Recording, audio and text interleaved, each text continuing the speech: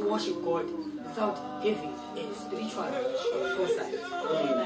Kuti Mwari ukwanise kumushumira unofanira kunge wazarurirwa. Haukwanisi kungoshumira Mwari chishumire usina kunge wapiwa kuona nekunzwisisa. You know this prodigal son who was blind and saw with the physical carnal eyes went to his father and said, "Father, give me the portion of my inheritance that falleth to me." Kwanzi totarira uyu mwanakomana wakarashika akanga ari bofu pamweya sekanga achiona panyama ndiye anoenda kuna baba kuti baba ndipei upfumi hwangu. Do you know if his eyes were open he would have seen further there Lord eating with the pigs and said no I can't take this inheritance.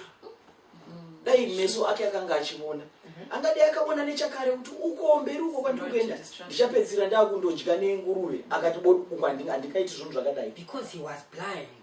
Asi nokuda kwokuti ibofu he left his father's house when he had everything akasiya imba yababa vake paakanga ane zvinhu zvese and went to look for another thing which he thought was something in life. Akaenda kundotsvaka zvimwe zvinhu zvakasiyana. And we are told that he did not spend a long time there.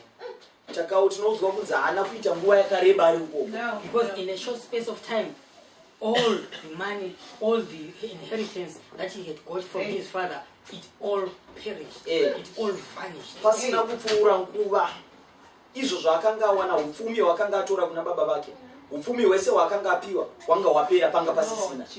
And he came to a point when his foresight was opened. Akasvika apo panguva yakanga akutanga kuvhurwa kuona kwake kuti achitanga kuona. Because he was already eating with the husk of the pigs. But now there came a point when he said, "No, I will go back to my father's house." Amen.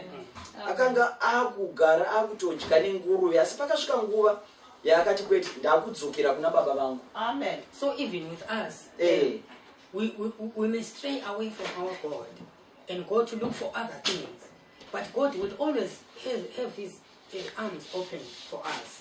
So even today, it is time. God can even listen to you, even if you have strayed away from God. Amen. This is an opportunity to come back to him. Hallelujah. He will receive you with his arms. Amen. Zvakafanana nesu vanhu tinorasika tibve pana Mwari tiende kure tirasike zviro kwazvo asi Mwari havana kutirasa nokuti ndibaba vedu sezvakaita baba ava vanozarura maoko avo vati gamuchire saka newe unogona kunge wakarasika Mwari nhasi vangazarura maoko avo kuti and that's why David has come into this point and he say, "Open thou mine eyes that I may see wondrous things out of thy law." Ndosaka David ari kutaura pano achiti chizarurai meso angu ndione zvinhu zvinoshamisa zviri pamutemo wenyu. In the law of the Lord, he says that the spirit of life in Christ Jesus has made me free from the law of sin and death. Nokuti tinonzwa shoko raMwari rinotirondedzera kuti mutemo wemweya weupenyu wandisunungura pamutemo werufu. Which means these things that you are called for, they've got life in there. The Lord knows what you're going through, he knows your problems, but he wants to give you life. Is life not more important than a raiment? Yes, Lord Jesus. Saka Mwari vanoda kuti vape upenyu. Mwari vanoziva zvakakunakira muupenyu. Ndio saka shoko richibvunza rinoti kwanzi upenyu hauna kukosha here kudarika zvinopfekwa. The author starts to ask is the raiment, that is your clothing that you have put on, is it more important than this body? Mwari vari kubvunza saka izvi zvinopfekwa zvingakosha here kudarika muviri. We know that it cannot be because this thing can get torn and you can go and buy another one. Tinoziva kuti hazvingadaro nokuti ichi chingabvaruka unoenda unotenga chimwe.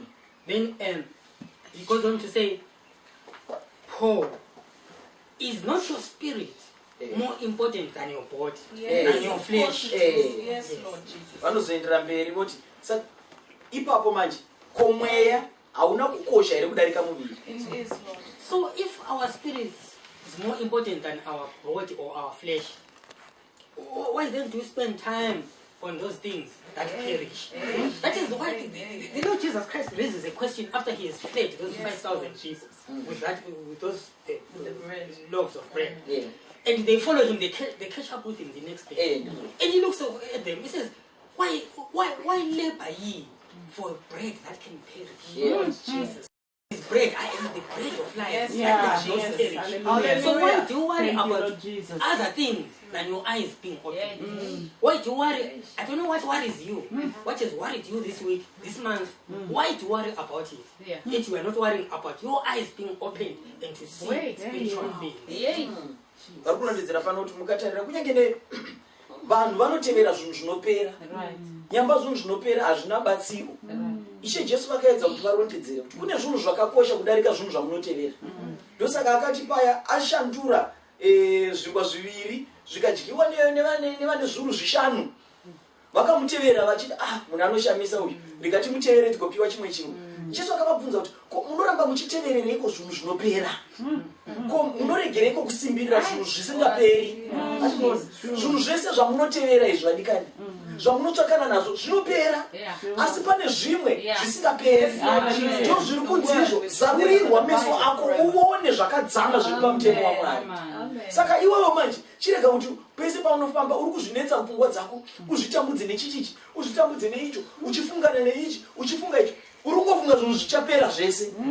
Asi nyamba Mwari ari kuda kukupa zvisingaperi zvoupenyu. Do you know that this thing that it can equip you even from today, you will keep that unto eternity. You will keep that, you will have your eyes opened, and you will be singing choruses, sing the glory. Hallelujah. Some people have even composed songs Yes. and saw River Jordan. Hallelujah. Say, beyond that river, I need Jesus Christ. Hallelujah. You need those eyes, that vision Amen. to see your Lord Jesus. Amen. Vari kuti vadikani, Wow. unoona ukazarurirwa meso ako kuona, uchaona zvinhu zvakadzama zviri mberi. Nokuti kune vanhu vakasvika pakunzwisisa kuti zvenyika ino zvinopera, asi kune zvimwe zvinouya zviri mberi. Vakatsvaka, vakanamata, vachichema pana Mwari kuti avazarurire. Kune vanhu vakazarurirwa kuona nepazambuko ravachayambuka kuti ndapa, muchiyambuka muchienda kuupenyu husingaperi. Asi kunyange vaona zambuko rinoyambukwa, havana kuzvinetsa naizvozvo, vakaramba vachitochema kuti Mwari, ndinoda kupfuura mberi. Nokuti mberi uko ndo kwandichanosangana naJesu Kristu. Saka iwewe sei usingashingairiri zvinhu zviri mberi kwauchasangana naJesu? Unogona kupiwa naMwari zvinhu zvomweya zvichaita kuti ufambe rwendo rwako uchiimba wakasununguka, uchiimba zvemberi kwauchasangana naJesu. Kwete zvezvinhu zvinopera izvi. We are not during this revival going to equip you with physical things. No. We are not there. No. We want to feed your spirit. Amen. To have a spiritual force and not to have things in this world. We want to focus to make you focus on eternal things, on things that will not last. It says that those things that are not seen are eternal. Yes. We want you to focus on those things. Saka runondedzera achiti pamudzidziro ino yamauya vadikani, inzwa, kana wauya uchitsvaka zvinhu zvenyika warasika. Handizvo zvatiri kutaura. Vaya vari kutsvaka izvo zvakanaka zvenyika, vari kutsvaka upfumi, vari kutsvaka mabasa, vari kutsvaka hazvisi izvo zvatavinga pano. Isu tiri kutsvakana nemweya wemunhu.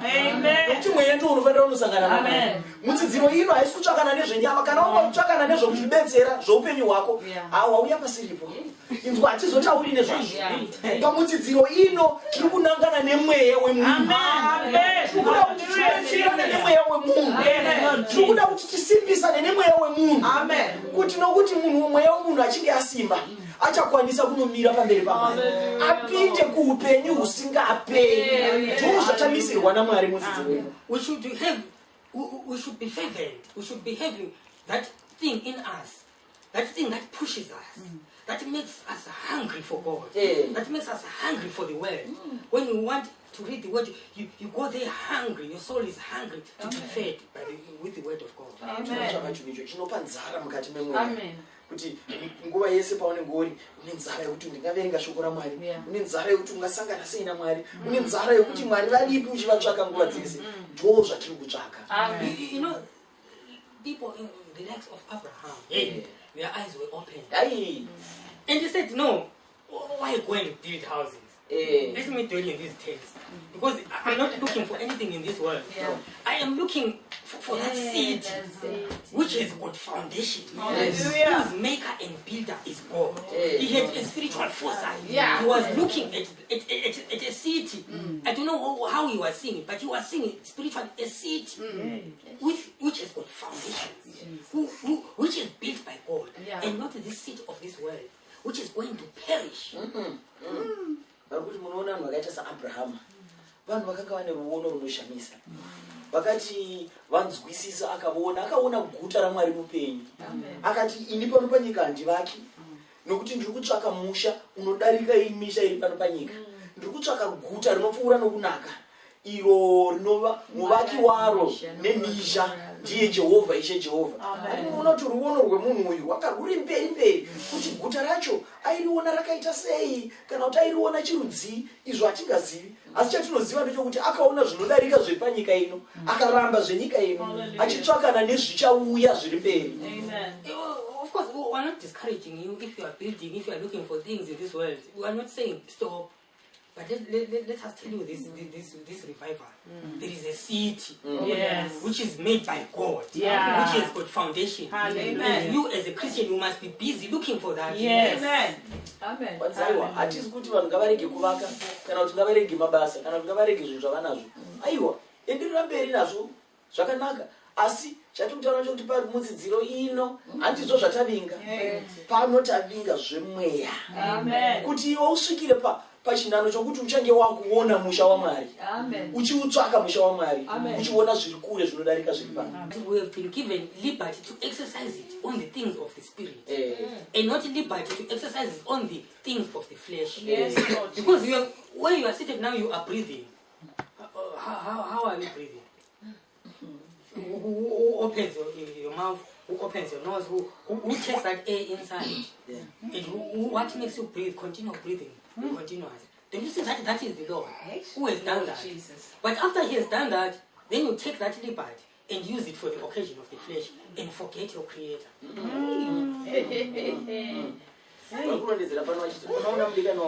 Mwari anotipa kusunungurwa. Vanotipa kusunungurwa. Asi rusununguko rwavanotipa urworwo harusi rwokuti tichitora manje tichinoshandisa madiro. Ndosaka varikurondedzera vachiti mukatarira kunyange nemafemere auri kuita. Uri kufema, unofema kudaro, mweya uchipinda mukati, mweya wopinda nomumhino, wopinda mumapapu, woramba uchifema. Kuti unozviita sei? Kuti mweya wacho unoufema sei? Haungazvizivi kuti zvinoitika sei. Hazvikuratidzi zvega izvozvo kuti pana Mwari ari kuita kuti zvirambe zvichiitika. Uchiramba uchifema uchigamuchira mweya uya, uchiramba uchirarama nokuda kwemweya uya. NdiMwari ari kuzviita. Asi achishanda kudaro haasi kuitira kuti kana akubetsera kudaro utore rusununguko rwaari kukupa urworwo woenda manje wochinoshandisa kunyika, woenda wochinoshandisa manje kufadza nyama. Hauoni kuti kurasika kukuru kwakadini? That's why the Lord is bringing us this word. Open thine mine eyes, that I may see wondrous things in your Lord. Because if your eyes are opened, you will understand the creation of God. You will understand that God made man from the dust of the earth. He took the dust of the earth and formed man. And after that, He breathed His breath into the man, through His nostrils, into the body, and man became a living soul. And let me tell you, even the doctors and nurses don't know when that breath departs. They just say, they've gone, he's gone, she's gone. Because it is God. It is the one who put it, and it is the one who takes it away. So before He does that, He's giving us opportunity to call unto Him, so that we may see these wondrous things, and so that we may prioritize our life before our life ends. Ndosaka uya ari kutaura achiti zarurai meso angu ndione zvakadzama zviri pamutemo wenyu. Ari kuda kuti meso ake emweya azarurwe. Handi unoona manje kuti ukazarurwa meso ako uchanyatsokunzwisisa zvinodiwa naMwari. Bhaibheri rinotondirondedzera kuti munoona kusikwa kwemunhu pachake haana kungokaruka avapo. Mwari akatora ivhu ndokuvaka muviri ukabva muvhu, wabva muvhu Mwari akafemera mweya waMwari mukati mevhu. zvikanosangana munhu akava mweya unorarama, munhu akava moyo unorarama. Hati munoona. Asi manje ndozvavari kurondedzera pane zvakadzama. Mweya waMwari wakapinda uyoyo ukanogadzira kuti muve nemweya mukati wemunhu unonzi moyo womunhu. Zvakaitwa nekuda kwaMwari. Madhokotera havangakuudzi kuti mweya uyoyo ugere pari. Kunyange nepaunobuda uchienda vanongoti aenda, havazivi kuti abuda nguvai, abuda nepapi, abva sei, aenda kupi, zvaitika havana chavanoziva. Mwari manje vane simba rokukuratidza zvakadzama kudarika zviri kuonekwa naivavo. You know, if your eyes are opened, then you realize, like David says, that I am fearfully and wonderfully made. Because you realize, when you, take for instance, when you are walking, isn't it? When you walk, you face that way, isn't it? You don't face backwards. Because you are coordinated. God made you like that. Hallelujah. You think science created you to walk straight? No. If you want to turn left, isn't it? You turn like this. And your left foot starts to go forward. Do you think that, since I'm going to turn left, let me turn this way? You don't even think about it. You find yourself you have turned. Because you have been created by God. You are fearfully and wonderfully. Praise the Lord. Munhu chisikwa chakagadzirwa nenzira inoshamisa naMwari. Saka kugadzirwa kwako kunoshamisa. Hakuna kuzviitikira, hakuna kubva kusayensi. Ukanyatsa kuzvitarisisa isimba raMwari chairo. Asi vamwe vanhu vanofunga kuti vakabva musayensi kana kuti vakabva kune zvimwe zvinoshamisa. Saka rondedzera kuti kana munhu achifamba uchienda uko, hati unofamba wakatarira kwauri kuenda. Wakamboona munhu anoti ari kufamba achienda uko musoro washanduka watarira uko kwaari kubva. Aiwa, munhu anofamba akatarira uko. Kunyange unoziva chinhu chidiki kana muchida kuona simba raMwari. Chinhu chidiki sekutenda kuenda diviro. Haumiri ungokalkuleta musoro kuti iye zvinoda kuda kutenda. Saka zvandichaita ndichazotanga ndadaiwo ruoko ndigozotenda negumbo ndozodai. Aiwa, paunongofunga ipapa kuti ndakuda kuenda uko zvinongozviitikira zvega. Karuke watotenda watotarira uko kwakuenda. Izvozvo zviri kuitwa nokuti Mwari akagadzira muviri wako noumwe hudzamu usingaoneki, noumwe hudzamu hunotyisa. Ndosaka Dhavhidhi akasvika pakunzwisisa akati, ini ndakasikwa nenzira inotyisa, nenzira yakadzama zvikuru. naMwari anoda kuzvisa ipapo pakuti unzwisise kunzwisisa kwakadaro. Listen, why are we going through all this? Why are we going through all this? Zvese izvi zviri kutaurirwa. Because exactly as the way your body performs, it was made like that, this physical flesh, there is another body. That is exactly you. And it's a spiritual body. And if you ask the Lord to open his eyes, those eyes will be open. Amen. Kuti andikuona muviri wako watiri kutaura nezvavo. Pane umwe munhu akangoita saiyeye ari kunze, ari munhu mweya. Asi iyeye manje ndiye ari kunze anofanira kuzarurwa mweya kuti meso kuti akwanise kuona. Iwe manje pamudzidziro ino ukataurirana naMwari ukakumbira, ukachema kwavari ukadana kuna Jehovha, vachazarura meso omunhu mukati ugozotanga kuona zvakanaka. This spiritual body we are talking about is got exactly the same features, like it's got eyes, it's got ears. You can hear, you can see. Praise God.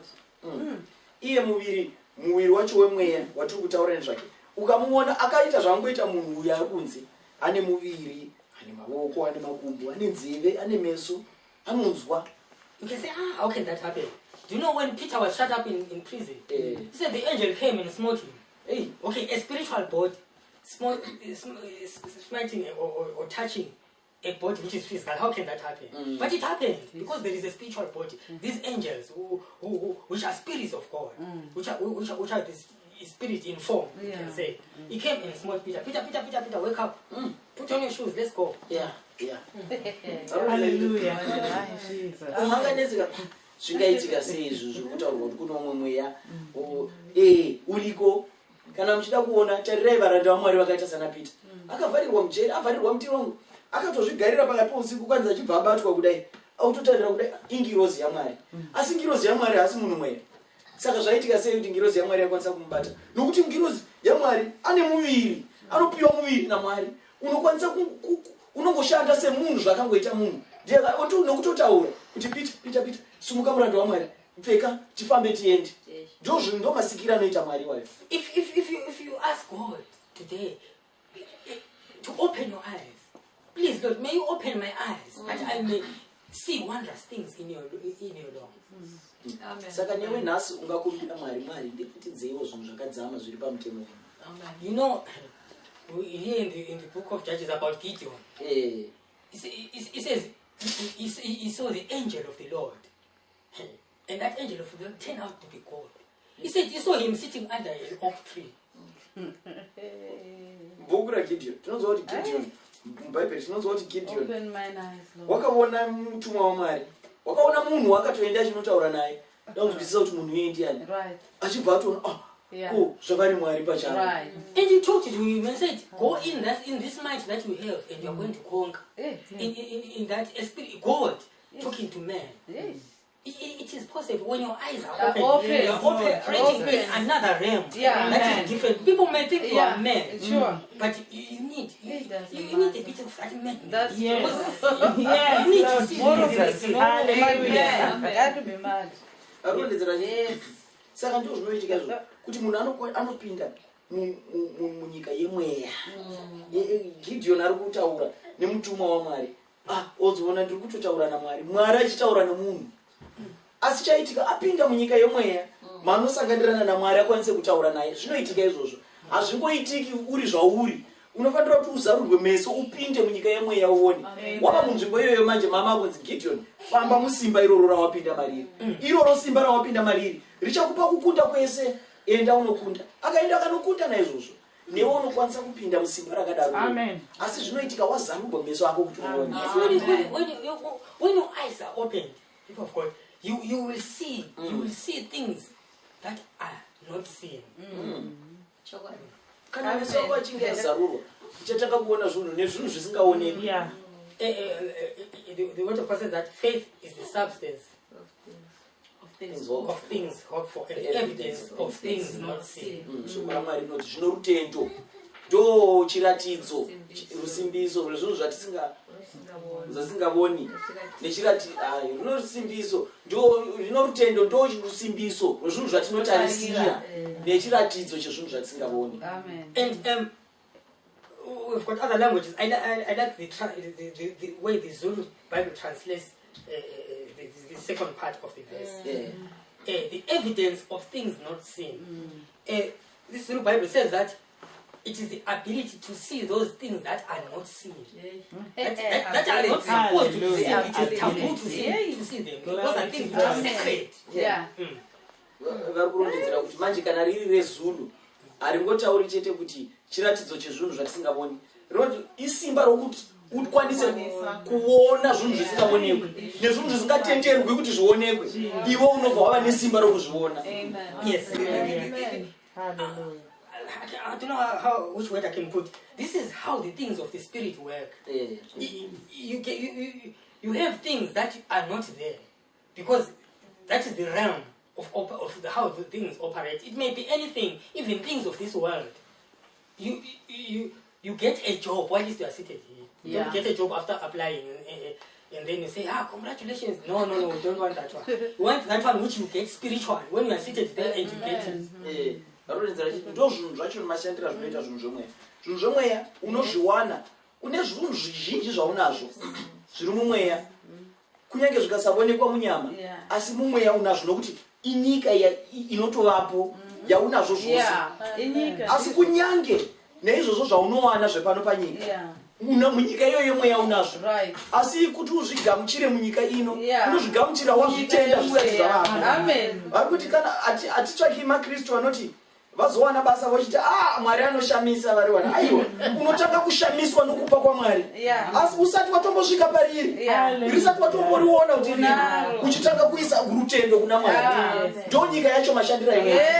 Nyika inofamba munhu achitenda Mwari. Kunyange asina kuzviona anofamba achitenda Mwari. Zvinozosara zvatovapo, zvatoonekwa. Asi wakatopfuura neko kana wakatozvitora kare. Because we have got our spiritual eyes open.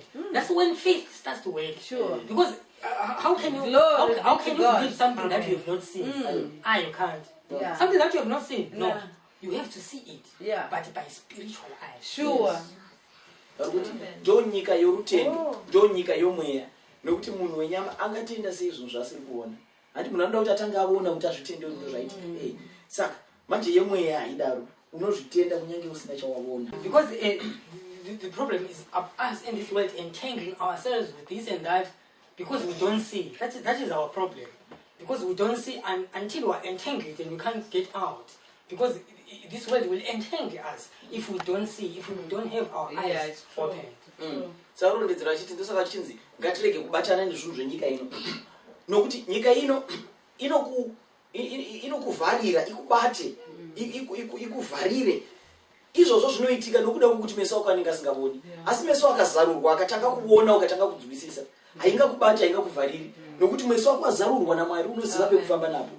That is why Elisha had a problem. Elisha is busy enjoying his visions with God, his spiritual place where God has put him. Ndosaka mchiona kuti muprofita Elisha anga aita dambudziko. Ari panzvimbo yaiswa naMwari, ari panzvimbo yaari kuona zvinhu zvakadzama zvinobva kuna Mwari.